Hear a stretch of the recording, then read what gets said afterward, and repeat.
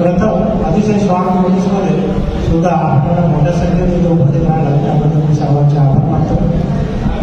आजचा विषय तुम्हाला त्या मित्रांनो थोडंसं समजलं असेल. नवी मुंबई आंतरराष्ट्रीय विमानतळ आहे त्यासाठी तिथल्या ज्या बाधितांना पुष्पक नगर ही वसाहत शिल्पतर्फे तयार करण्यात येत आहे.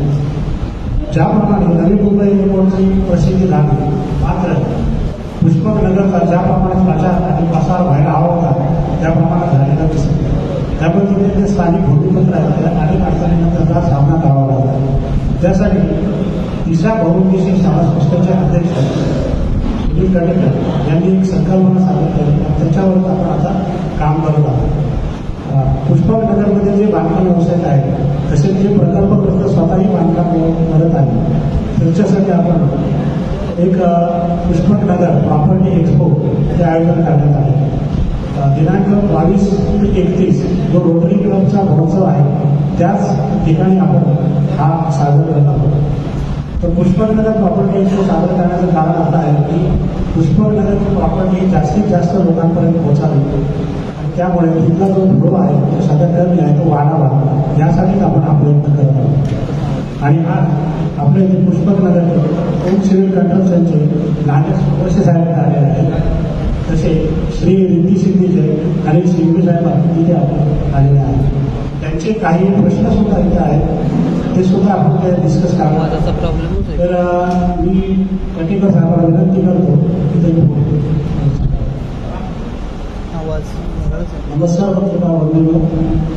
आज पुष्पक नगर संदर्भात जे काही आपण विचार मांडणार आहोत की आम्ही आपल्या पुष्पक नगरच्या उन्नतीसाठी व त्याचा प्रचार प्रसार होण्यासाठी जे काही हा प्रयत्न छोटासा करत आहोत त्या प्रयत्नाला आपल्या सर्वांचं सहकार्य मिळून ते जास्तीत जास्त लोकांपर्यंत पोहोचवणं, जास्तीत जास्त त्या तिथली काम करत असणारे बांधकाम व्यावसायिक असतील म्हणजे प्रकल्पग्रस्त शेतकरी असतील यांची उन्नती होणं हे गरजेचं आहे. कारण त्यांची उन्नती होईल त्याच वेळेला आपल्या इथे जे काही खरेदीदार आहेत त्यांनाही चांगल्या भावात किंवा चांगल्या घरं चांगली मिळतील आणि जो पुष्पक नोट उभा राहिलेला आहे तो दिबा पाटील साहेबांच्या आशीर्वादाने राहिलेला आहे असं बोलण्यात काहीही हरकत नाही.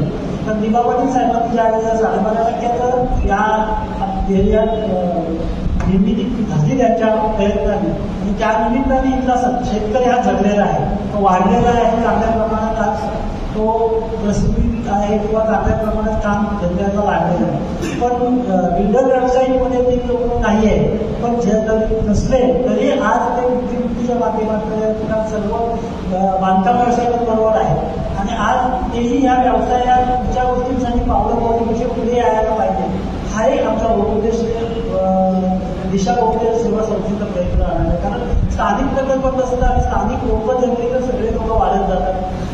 आपण बाहेरचे व्यावसायिक नसतात हे आपल्याला नेहमी मदत करत असतात पण त्यांचे व्यवसाय इकडे तिकडे हलत असतात ते बाजूला होत असतात. त्याचप्रमाणे जे आपल्या इथे स्थानिक प्रकल्पग्रस्तांसाठी व्यावसायिक मदत करत असतात त्यांच्या व्यवसायाबरोबर आपल्या लोकांबरोबर असणारी बांधिलकी किंवा ते करत असणारं काम किंवा त्यांना काही अडचणी त्या संदर्भातही आपण त्या विषयावर बोलणार आहोत किंवा जाणून घेणार आहोत. आणि त्या सगळ्या समस्या सोडून हे जे काही आता जी व्यावसायिक निर्मिती होते आहे किंवा पुष्पक नगर निर्मिती होते पुष्पक नगर त्याच्यात चांगल्या पद्धतीने होणं गरजेचं आहे. या संदर्भात आपल्या पत्रकार वर्गातही पण गेल्या 7 ते 8 वर्ष ह्या विषयावर शिल्पबरोबर चर्चा झालेली आहे. शिल्पी कशा पद्धतीने पुष्पक नगर रोड विकसित करणार आहोत म्हणून बऱ्याच बातम्या दिलेल्या आहेत. पण त्या ज्या पद्धतीने शिल्पी हे सगळं बांधलेलं आहे त्या पद्धतीने पुष्पक नगर विकसित होत नाही ही एक शोकांतिका आहे आणि ती शोकांतिका सोडवणं ही आपल्याला सर्वसामान्य पत्रकारांबरोबर माझी इतर मी स्थानिक असल्यामुळे माझी एक ती जबाबदारी मी समजतो. कारण आज सर्व बिल्डर व्यावसायिक वगैरे बांधकाम व्यावसायिक वगैरे त्यांच्या काही समस्या समोर येतात त्या सोडवणं त्या लोकांपर्यंत अधिकाऱ्यांपर्यंत मांडणं आणि त्याची सुटका करून घेणं हा एक यामागचा उद्देश आहे. दिशा बहुउद्देशीय सेवा संस्था ही कार्यरत करण्यामागचा उद्देश जर स्थानिक प्रकल्पग्रस्त असतील स्थानिक व्यावसायिक असतील किंवा विद्यार्थी असतील ह्या लोकांना त्यांच्यासाठी कामा धंद्याला निर्मितीत आपल्याला हातभार लावणं हा कामाचा उद्देश आहे. आणि हा उद्देश आपण सर्वाधिक लोकांना तिथे जो प्रतिसाद दिसत आहे तो लोकांपर्यंत पोहोचल्यामुळं आमच्या मनातल्या काही ज्या संकल्पना आहेत त्या पूर्ण होतीनं शेवटी आपल्याला सांगताना आशादायक वाटतंय.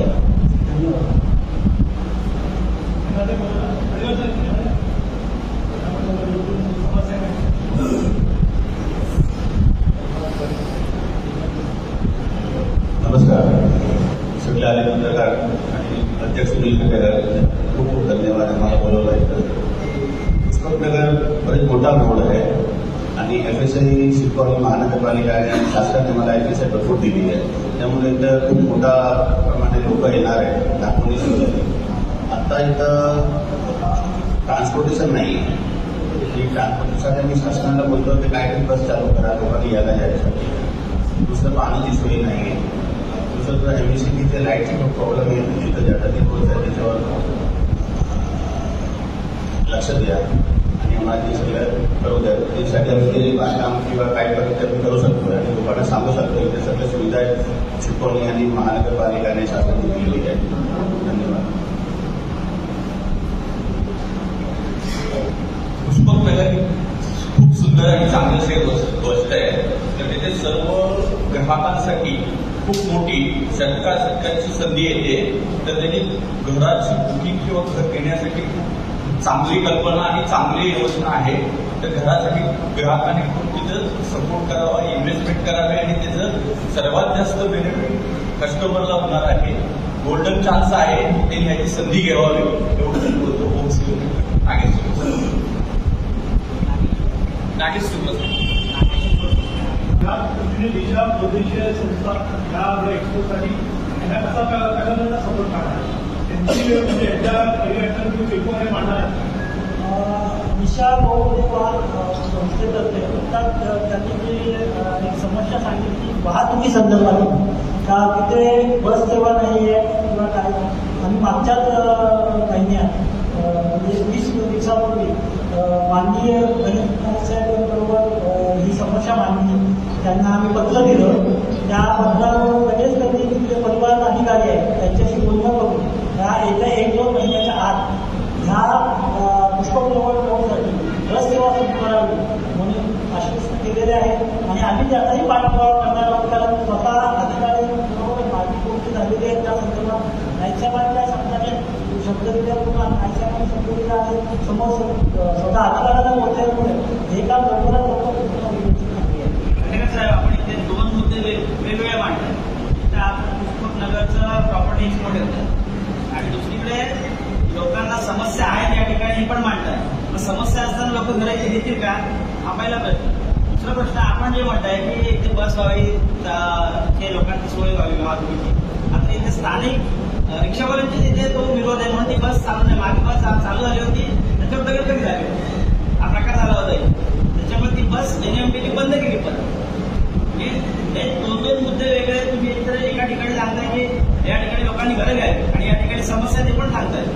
तर नक्की याच्यामधला उद्देश काय आहे? मेन म्हणजे पुष्पकनगरमध्ये बस सुरू झाली झाल्याचं तरी दुसऱ्या आले तर बस चालू नाही.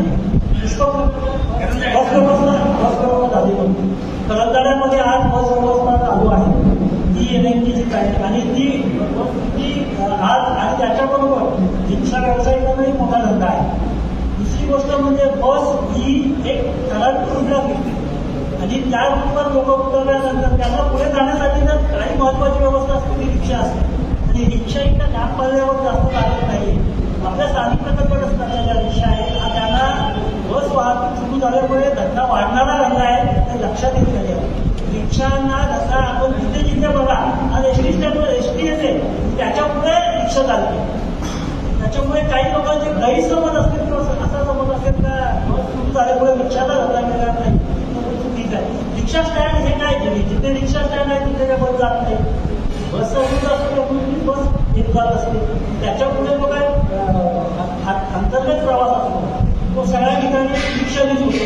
आणि नव्या मुंबईत बस सेवा आहे, रिक्षा व्यवस्था आहे, पनवेलमध्ये पण रिक्षा व्यवस्था आहे, तशी रस्त्याला आहे ती वेगवेगळ्या ठिकाणी आणि आमचा उद्देश हा आहे बांधकाम व्यावसायिक असतील, स्थानिक प्रकल्पग्रस्त असतील किंवा त्या येणाऱ्या अडचणी असतील त्यांचा मतदार दुवा होण्यात आहे. आम्हाला ह्या दोन्ही समस्या सोडून आपला जो प्रकल्पग्रस्तांसाठी जी ही वसाहत उभी होत आहे आणि ही वसाहत उभी होत असताना ही प्रकल्पग्रस्तांचीच वसाहत आहे. कारण ज्या 22.5% जमिनी मिळालेल्या आहेत त्या प्रकल्पग्रस्तांच्या आहेत. त्या शेतकरी दिलेल्या जमिनीवर त्याच्या बदल्यात दिलेल्या जमिनी आहेत. कारण कोणी विकत घेतलेल्या जमिनी नाही, ह्या प्रकल्पग्रस्तांच्या हक्काच्या जमिनी आहेत आणि त्याच्या उभी राहणार नाही आहे. तर त्याच्यामुळं प्रकल्पग्रस्तांना त्रास होईल किंवा प्रकल्पग्रस्तांचा व्यवसाय उभं नाही हे कधीही दिशाभूल सेवा संस्थेचं काम असणार आहे. आणि त्याच्यासाठी त्या कोणाला जर काही अडचणी आहेत तर त्या सोडवण्याचा प्रकार ही दिशाभूल सेवा संस्था. पहिल्या प्रश्न उत्तर समस्या आहेत आणि लोकांनी काय करावं. हा आता सगळ्यात महत्वाचा विषय तुम्ही म्हणाला त्या प्रॉपर्टी इंप्रूव्ह करण्याचा उद्देश काय. आज तिथे जी काय प्रॉपर्टी उभी राहत आहे ही सगळी शिडकोची वेल प्लॅनिंगची सगळ्या सोयी सुविधा पुरवण्यासाठी आणि दुसरी गोष्ट सगळ्या ज्या नागरिक सुविधांसाठी लागणाऱ्या तुमच्या अटी शर्तींवर बसणारी आहे. तिथे कोणत्याही प्रकारचा अनधिकृतपणा हा नाही आहे. त्याच्यामुळे ही सगळी अधिकृत घरं आहे. दुसरी गोष्ट म्हणजे सुविधा काही गोष्टीला शिडकोती पुरवायला पाहिजे. शिडकोती स्मार्ट सिटी म्हणून डिक्लेअर केलं पण शिडकोती काही पोहोचत नाही. ह्या ज्या समस्या आपण त्यावेळेला मागतो तुम्ही हे शहर स्मार्ट सिटी म्हणून तयार केलं होतं पण त्यात तुमचे मागे राहतात. तर त्या सगळ्या समस्या सुटाव्या त्या सगळ्या आणि आज प्रकल्पग्रस्तांची घरं आहेत जी आता वसाहती तयार होत आहे त्याच्यात 50% प्रकल्पग्रस्तांची घरं आहे. ती जर घरं चांगल्या पद्धतीने डेव्हलप होणार असतील चांगल्या पद्धतीने डेव्हलप होत असताना तिथे जर ग्राहक पोहोचत नसेल तर तो पोहोचवण्याचं कामही आपलंच आहे. कारण जर तिथे ग्राहक पोहोचला तर प्रकल्पग्रस्तांची काय घरं त्यांची वाटायची आहे ती विकली जातील ती लोकांवर तरी तरच ती विकली जातील ना प्रकल्पग्रस्तांची घरं. त्या प्रकल्पग्रस्तांची घरं कशी विकतील. उद्या जर तिथे सुविधा सोयी नसतील आणि त्या सोयी करण्यासाठी हा प्रयत्न आहे.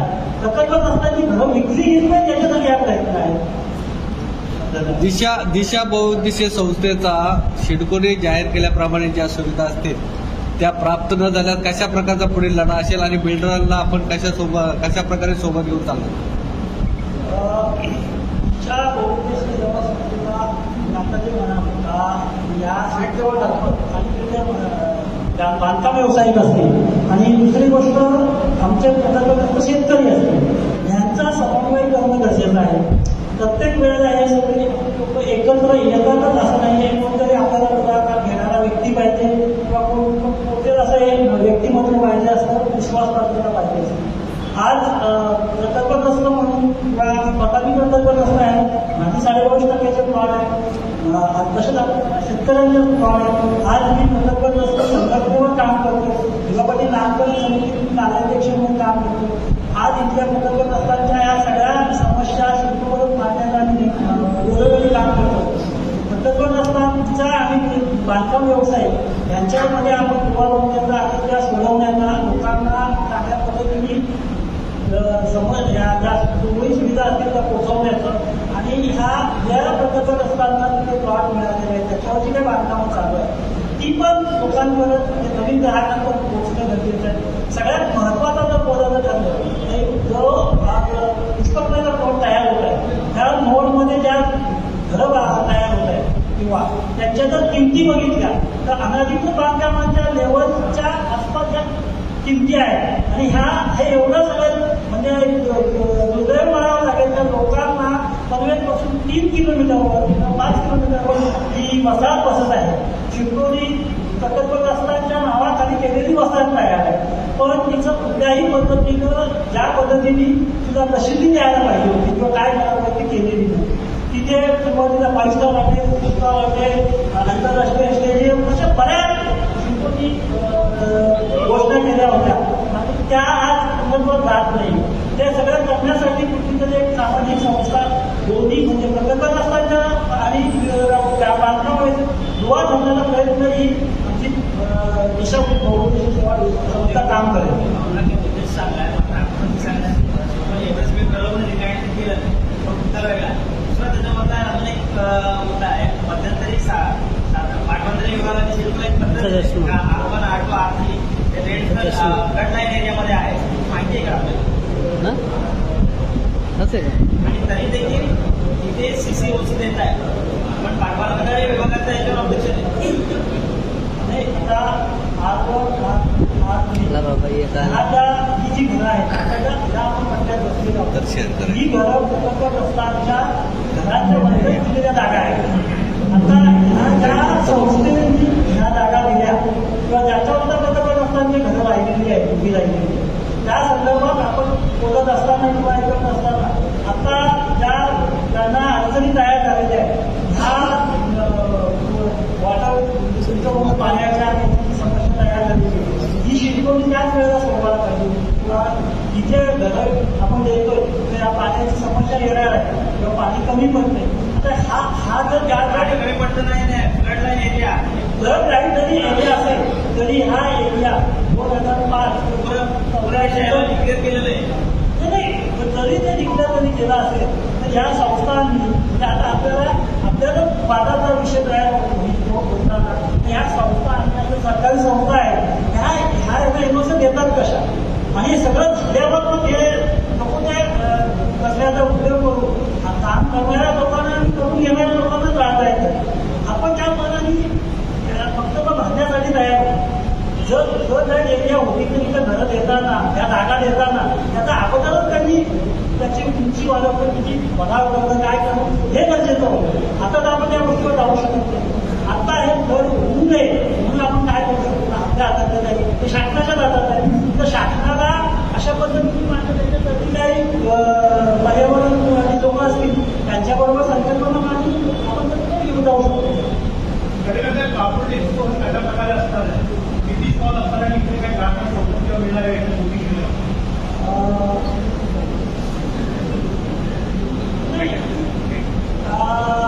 कसं आहे आज जो प्रॉपर्टी किंवा हा आम्ही करत आहोत हा आमचा उद्देश एवढाच आहे का मोठ्या प्रमाणात प्रॉपर्टीमध्ये आणले तिथं बसवले आणि प्रॉपर्टी असा नाही आहे. तिथे प्रॉपर्टीचं आणि जी काही लोक घेणार आता जर आम्ही घेणार आहोत तर फक्त प्रकल्पग्रस्त पुष्पकनगर त्याच्या काढून हा विषयच नाही किंवा कोकण घेतलं कारण ही वसाहत तिथे बसते आहे. या वसाहतीतले 5.5% प्लॉट आहे जे सिडकोनी प्रकल्पग्रस्तांच्या जमिनीबद्दल दिलेलं आहे. घरांबद्दल नाही ज्या जमिनीबद्दल दिलेलं आहे त्याच्यावरचा हा होणारा प्रकल्प आहे. आणि तो ज्या प्रकल्पात तिथे आपल्याला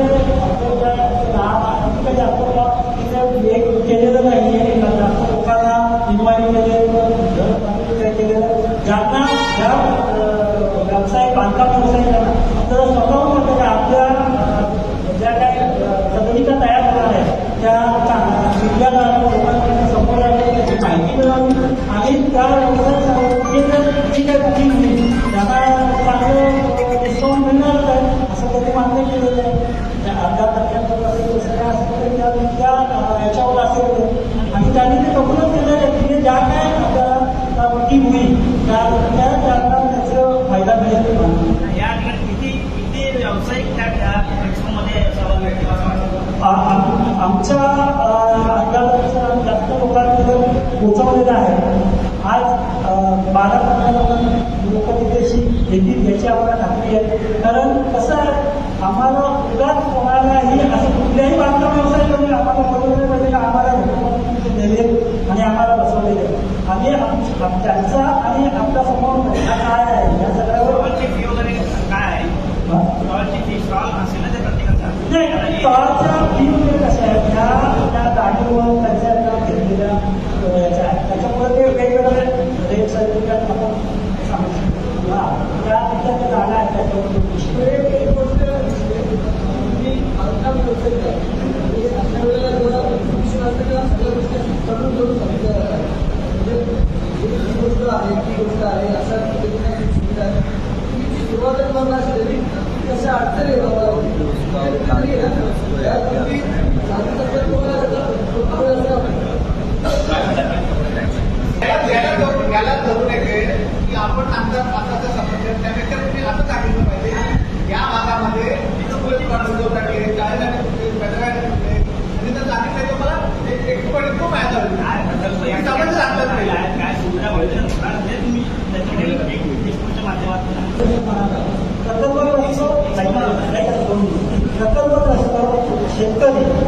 बांधकाम व्यवसाय यांचा हा भाग आज जो तुम्ही म्हणाला हा जो पुष्पक नगर म्हणून म्हणाला आज विरोध प्रश्न केला तो विषय नाही. विषय फक्त तो 5.5% जमिनी शिल्पो करणार प्रकल्प झालेला आहे त्याच्यावर आणि त्याच्यावरच आपण बोलतो. कारण जवळ याचा विषय हा ह्या साहित्यावर नाहीच आहे. तो विषय वेगळ्या जमिनीचा वेगळा आहे. आज जो पुष्पकनगर रोड विकसित होत आहे त्या पुष्पकनगर अटल सेतू हा 5 मिनिटावर आहे आणि अटल सेतूवर पुढे 20 मिनिटावर मुंबई आहे. पुष्पकनगर रोड मधून पुण्याला जायला रस्ता आहे. पुष्पकनगर मधूनच तुम्हाला सगळ्या नाही विषय जसा येईल तसंच बोलायला